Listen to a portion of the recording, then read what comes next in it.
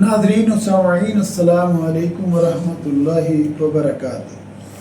تدریس القرآن کے ذریعے ترجمہ قرآن کا سیکھنے کے لیے ہم آج سورہ البقرہ کی آیت نمبر 115 کا مطالعہ کریں گے۔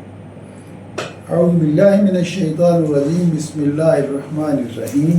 وَلِلَّهِ الْمَشْرِقُ وَالْمَغْرِبُ، اور اللہ ہی کے ہیں مشرق اور مغرب۔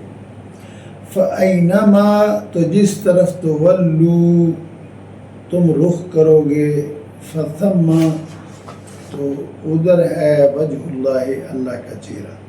ان اللہ، بے شک اللہ تعالیٰ، واسع علیم، وسعت والا ہے اور بہت علم والا ہے۔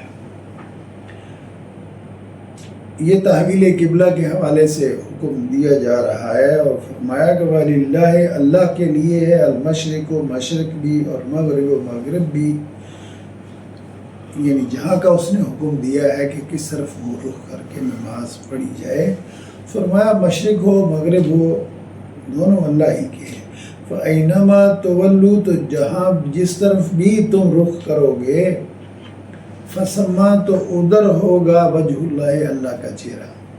تو اللہ کے گھر کی طرف تم نے رخ کرنا ہے، تو جدھر بھی تم رخ کرو گے اللہ وہاں موجود ہوگا۔ ان اللہ، بے شک اللہ تعالیٰ، واسع، وسعت والا ہے، علیم، بہت علم والا ہے۔ ترجمہ لفظی ایک دفعہ اور سن لیجئے۔ وَلِلَّهِ، اور اللہ کے لیے ہے، المشرق، مشرق، والمغرب، اور مغرب۔ مشرق اور مغرب کے الفاظ اردو میں عام مستعمل ہیں۔ فَأَيْنَمَا، تو جس طرف، تولو تم رخ کرو گے، فَثَمَّ، تو ادھر ہے وجہ اللہ، اللہ کا چہرہ۔